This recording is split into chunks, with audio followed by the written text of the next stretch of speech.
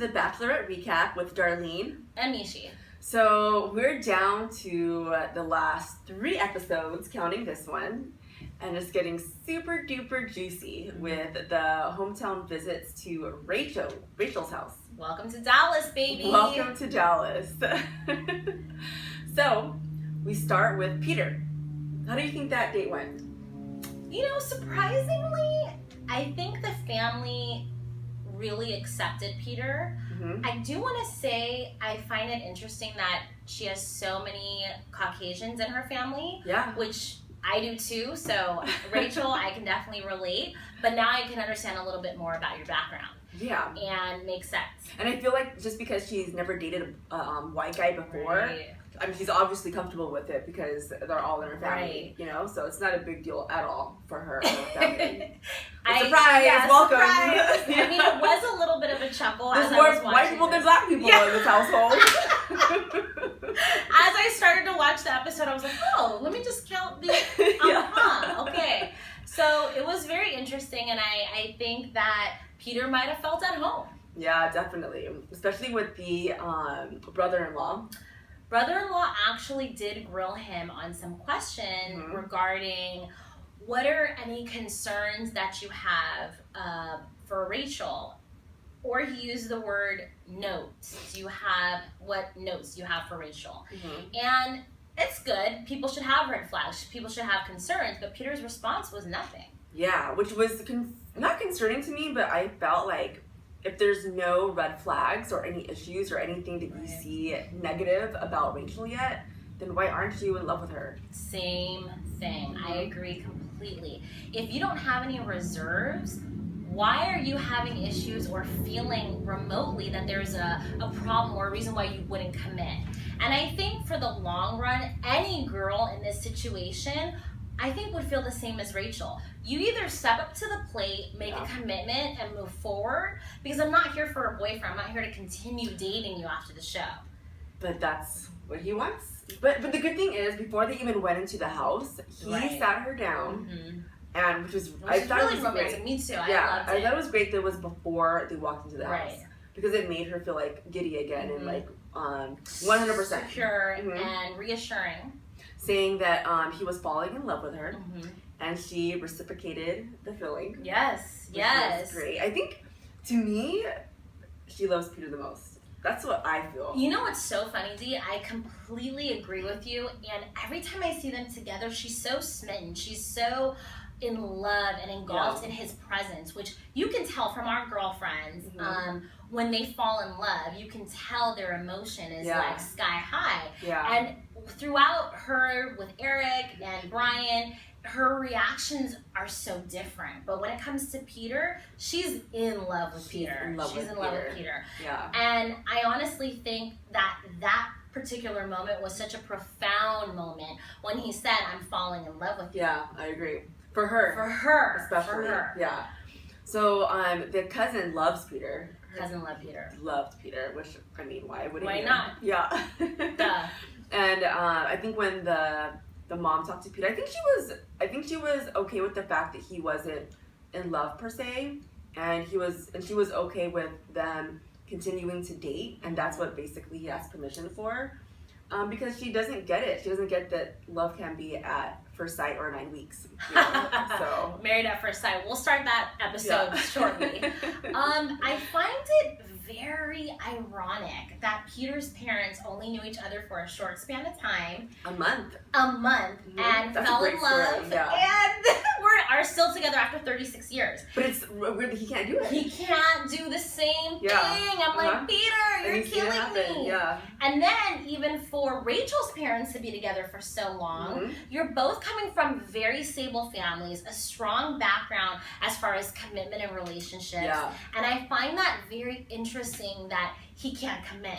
Yeah. And so for the mom to sit down and have that genuine conversation with him and ask him, what are your intentions with my daughter? And for him to have a very candid response, talking about, I'm not trying to lead her on. I've been very upfront with her since day one. Yeah. And I've always wanted her to know that I'm falling for her each and every day, but I'm not ready for marriage yet. Yeah. And I'm still trying to figure things out. and I'm not playing with her emotions, but I've always been upfront. And the mom said, I respect you for that, and I love the fact that you're being honest. Yeah. Just be honest. And I think at the end of the date, they really felt like, the family felt like he was sincere, he was genuine, he wasn't full of any BS. It was, you got what you saw, Yep. you know? Yep. So that's what I really feel they liked about Peter. Mm-hmm. And they saw how much Rachel really liked him. So they were just, they meshed really well on the family side. You can tell. She has butterflies when she sees them. And it was so cute when Peter was playing with the little nephew. Oh my god, and he's like, he's so adorable. Yeah. Peter. And it was like, oh my gosh. That was one cute kid. Yeah, the family accepts you, Peter. Yeah. Okay, so then the next date, our hometown visit to Rachel's house is with Eric. Good old Eric. Good old Eric. And I felt like that was almost flawless too.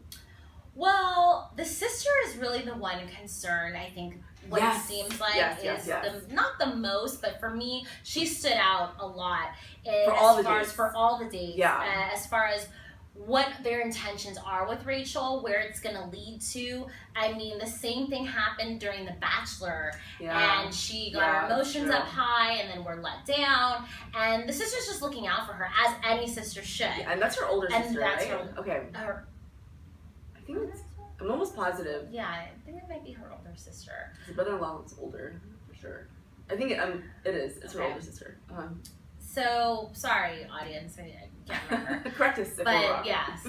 But the bottom line is, she was grilling Eric. Yeah. And some of the toughest questions were, you've never brought a girl home. Yeah. And you've really never been in a serious relationship. But keep in mind, Eric's 29.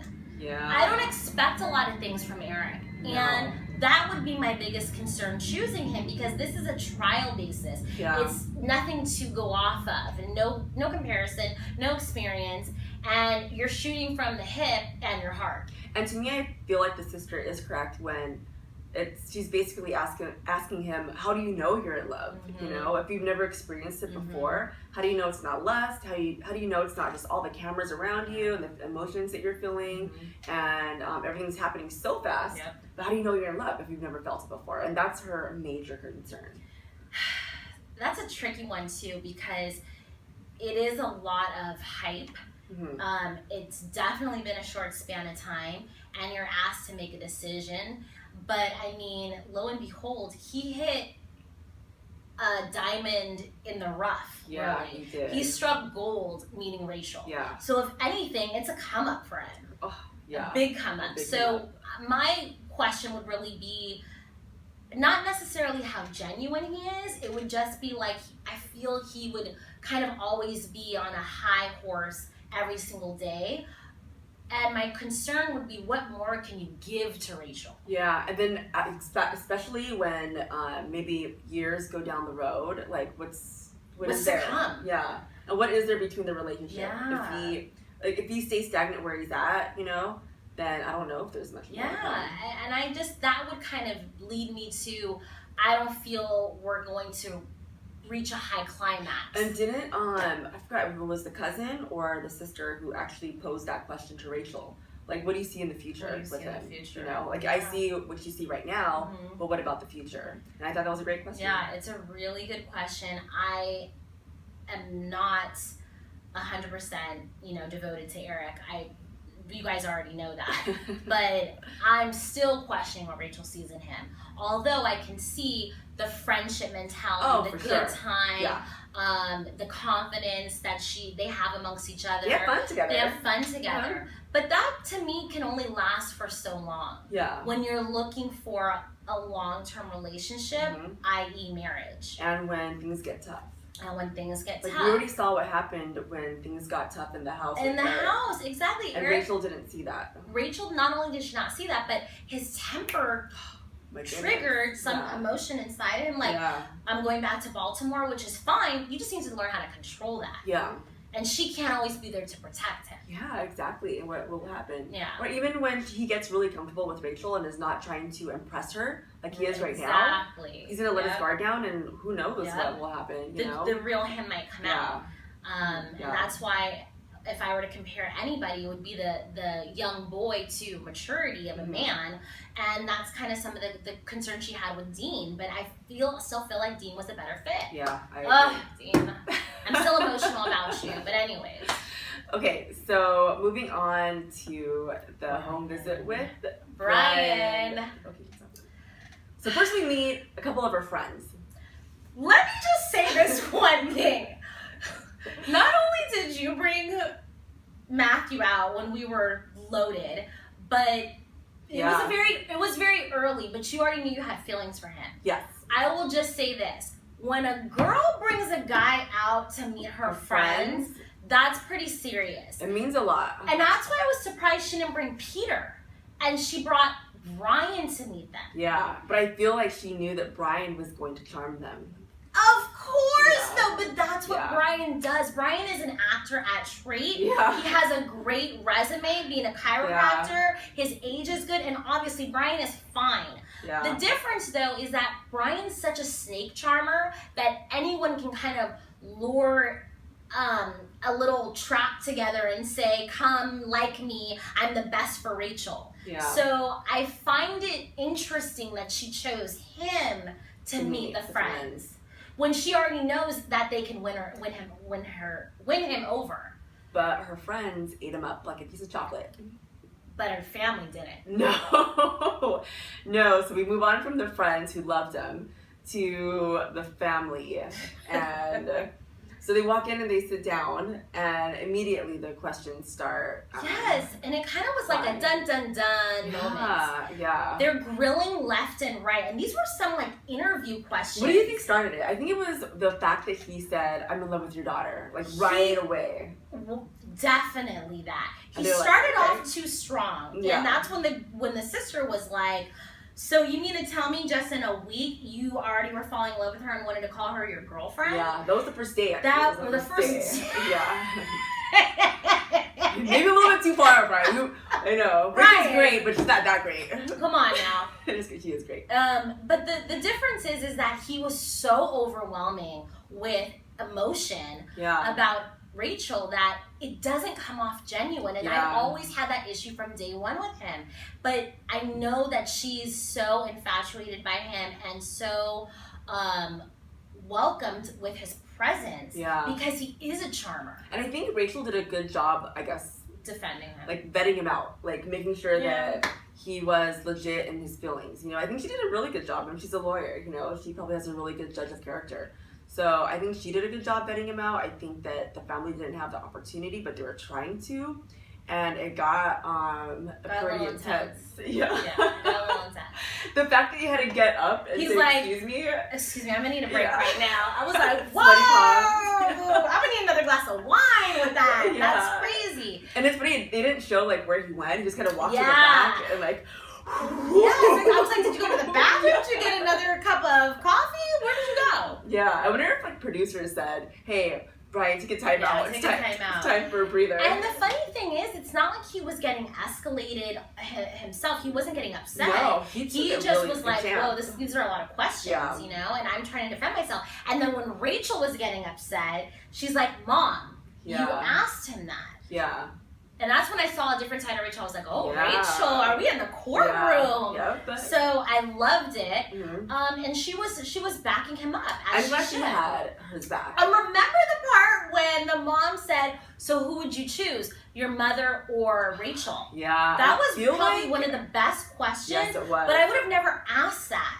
It's such an intense question for a mom to go to another mom and say, who would you choose? Yeah. Your daughter-in-law or the mom? But I think that Rachel's mom truly feels that if it was even her son, that she would want the son to choose the wife because the wife is the family with the kids, etc. You know? So I think that she's okay with that answer. Like she wanted the answer to be wife, not mom. I think whether it was her son or someone else's son. You know, it's interesting. I kind of find it different. I feel like she wanted him to say Rachel because he was in front of her. But I feel like if roles were reversed, she might have wanted him to say the mom. Really? I think she really genuinely believes in the family structure, starting from the wife and husband. because they're a unit. But the reason why I think it might be intense, what we don't know, is if they ever had a conversation about how the mom was. I bet Rachel probably told her. Definitely. And that's why I think the question arises, because keep in mind, she only asked that question to Bryan. She didn't ask that question to Peter. She asked that question to Eric. And when it came down to it, why are you asking him that question? It was so specific. Yeah, it was. And she asked him twice, so who would you choose? To the point where he was like, am I saying the wrong thing? I want to choose Rachel. And then Rachel was like, Mom, he already said he would choose Rachel, me. So, but he looked like he wanted to change his answer. I feel like he was going to say his mom for a second. And you know what? Why do you think the phrase came out, mama's boy? Because some sons choose their mom. Yeah. And that's just normal. And you want to kind of ease the mother into the relationship. Yeah. We don't know how it's been 60 days. It's been a little over 60 I didn't realize till he mentioned it that he was the only child. I didn't realize till he mentioned it either, or once again he reiterated, he's like, well, I'm the only child. That says it all. Like, that explains so much when he said that. I was like, that's why Makes there's sense. a crazy Colombian in Miami. I do like that the parents have been together for a long time too. Definitely, and that he understands supporting from the husband's side, and I like that. That's a good answer from a guy's standpoint. Yeah, definitely. Although Bryan's really good with his words. Bryan knows how to win over an audience, and let alone a family. How do you feel the date ended when he left the family's house? So I feel like they got all their questions out. The sister did grill Bryan a lot about, how do you know you're even falling in love with her? And he had to defend himself. You know when you know. Yeah. So I find it a little intense that was the route she kept going for, because that was the one question she stuck to. Yeah. But I will say I have my reserves about Bryan as well. And it's just a gut feeling that you have to go with. If your heart's in it and you know you have these emotions, then pursue them. And that's how we all end up falling in love. Yeah, exactly. And I think that Rachel did a good job, like I said, vetting him out. So yeah. And I think my feeling when Bryan left was it wasn't like Peter, but it was on a better note than when they were. And I think they appreciated him being able to answer all those hard questions. I think they appreciated the fact that they were grilling him and he succeeded. Yeah, exactly. Through a line of fire. But I will say I don't know how happy they are with him. Yeah, definitely. But I mean, they have to trust Rachel. But like the mother said, how much can I trust Rachel's opinion when I'm just getting to know some of these guys in a few hours? And the mom also said, Rachel, you're in a bubble. Yeah, you're outside the bubble. She said it best. Yeah, she did. She did a really good job. They have a really good relationship. Yeah. Where they could talk like that and just be like, so I love you, Mom. Like, it's not. But it's so intense, too, because now you come down to these three guys, and the irony is, how do you really know who to choose? It seems like such a forced option. Yeah, it does. I don't know if I would choose Bryan. I feel like I would be falling in love with Peter, and Eric's out of the question. Yeah. So how amongst these three, that is a very tough decision that I think I might give up.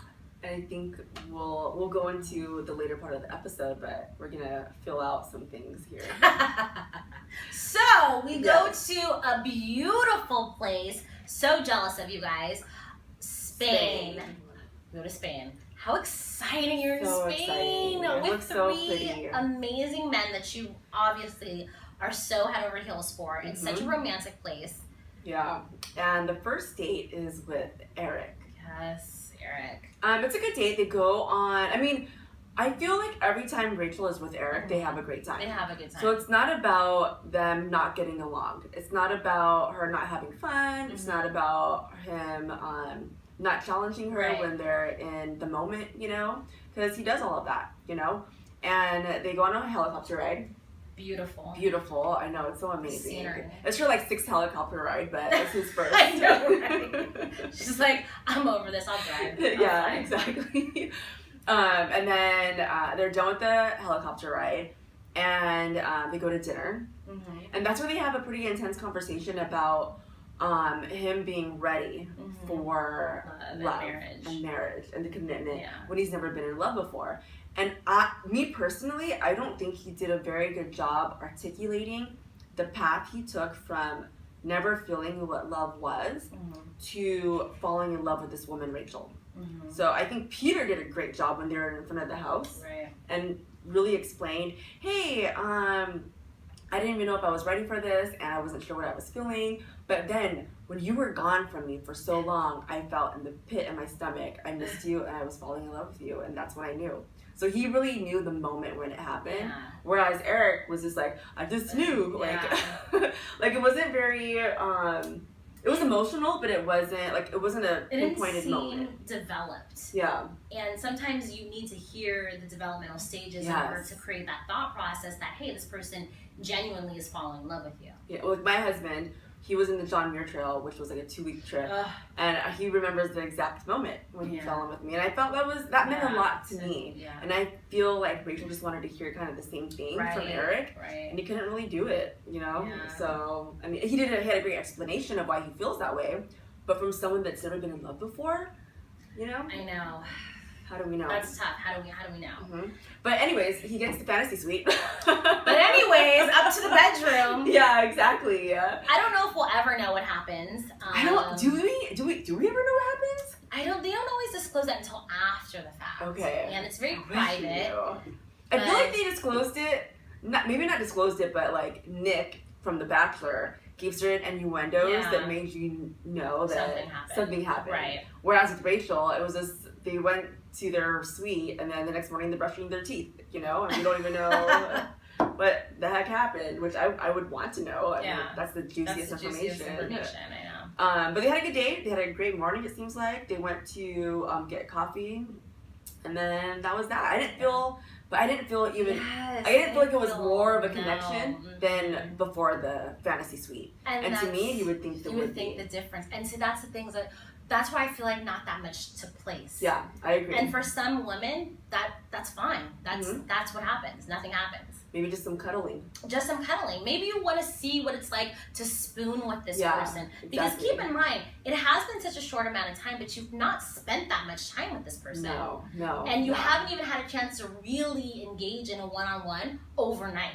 Yeah. So maybe you just stayed up and talked all night. Because that's the longest span of time. That's the longest span of time. That you're going to spend with them.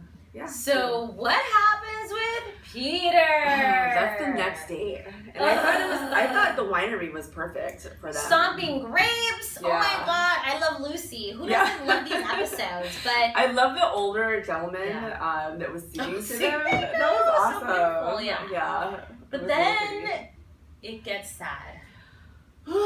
So they're done with the winery. They're sitting on this little bench.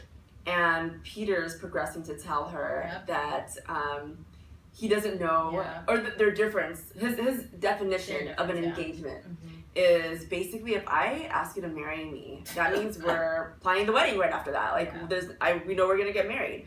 Which, that's pretty much my belief in an engagement, you know? It's not to get to know you more. Yeah. It's not to fill you out, to find the red flags and then call it off. Yeah. Like, engagement means like that's when I get to start ordering the cake and tasting the cake and, you know, ordering the flowers. Yeah, exactly. Figuring out the colors. My dress. Yeah, that's go time when you get engaged. You know, not time to further date. Assess the situation. Say, you know what? I really don't like how you brush your teeth in the morning. Yeah, exactly. This isn't gonna work. Exactly. So I totally understand where Peter's head's at. And then she's listening and saying yes, but then she sees this little Spanish kid in the corner, and it totally disrupts the whole situation. So they take a time out and follow the kid to. That's where they start stomping grapes. So they go around the corner. They start stomping grapes, and she says though that, hey, we didn't get everything discussed we wanted to discuss, so I need to bring this up later on during dinner or during drinks or whatever. Yeah, later on tonight. Yeah, and then. They have she looks beautiful. He looks amazing. They both look amazing. And they finally get together for this great night. And having a cocktail. He kind of drops this bombshell. Well, she asked him, right? Like, so she brings it up again. She follows up. And he says again what he feels an engagement is. And she says, well, that's not how I feel. I feel that it's okay to get to know the person further. And it doesn't necessarily mean we're going to get married, but it's the next step towards marriage. So that's where they didn't even agree to disagree. They just disagreed. They just disagreed. And we'll see in the next episode or the finale that someone's gonna have to bend, but we don't know who it's gonna be or if they're going to be able to. And I thought it was, and this is why earlier I said that Peter was the one that she's the most in love with, because it's the hardest for her to take.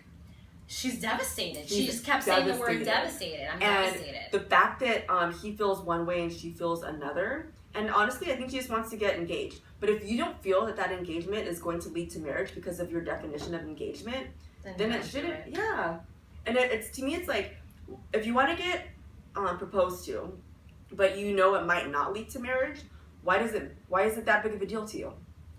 You know? And not just that. Why are you on this show? Yeah, exactly. You sign up to be the person that would commit and be in a loving relationship and get married and propose to her. You're going to go this far and say, I'm not 100% sure. Yeah. That means that you're only making Rachel feel insecure at that point to say you are just not the one. But it's just because it's definition, though. And she's okay with it being a long engagement or a short engagement and saying, okay, you know what? This is not meant to be. I feel like she's okay with that. Mm-hmm. So that's what I mean. Like, why does she, if she's okay with that, then being proposed to or not proposed to, like, I think because she's saying, even if it's a short, like, for instance, even if I were to be proposed to, I would say, well, we know we're going to get married in Greece. It's going to take about a year to plan. I'm okay if it's a long engagement, but I know I'll get married. We have that commitment. Yeah, okay. And I think for her, he's twiddle-toddling on the idea of marriage. Yeah. And it's not in sync with her vantage point, and I can understand that. He's saying, yeah, marriage in theory sounds like a good idea. Why not? But it just might not be right now. But I feel like they didn't even, they were talking, and then I think she kind of shut down. She shut down. She shut totally down. But you know what? It's more of being insecure about knowing you're not 100% ready to commit. But I think that if they would have had a more in-depth conversation and communicated with each other a little bit more, they might even be able to jump that hurdle, you know? Well, the only reason why I say I can feel where she's coming from is because he said it so many times. Yeah. I'm not ready for a marriage. I'm not ready for that commitment. I'm not 100% there yet. But do you think he means that he's not there yet? But does that mean that he won't be there eventually with her in the next 6 months? If you really love Peter and you think that, and I feel like that's the one for her. Yeah, me too. Like if that's I've the been case, rooting for you, Peter. Yeah. If that's the case, then why not wait 6 months? And then I agree, but it's questionable still. Where you have somebody like Bryan that's ready to commit. He's sitting there saying, I am down on one knee. I will fly you out to Colombia. We will go back to Miami. Da, da, da, da, da. She's 100% sure he's there, but she's not that in love with him. Exactly. I think she loves him.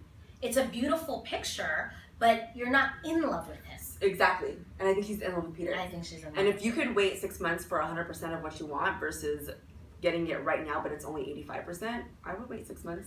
If there was a guarantee. But that's where I think she's feeling the insecurity. Yeah, she feels confused. Because she doesn't know if there's a guarantee or not, because there's no proposal.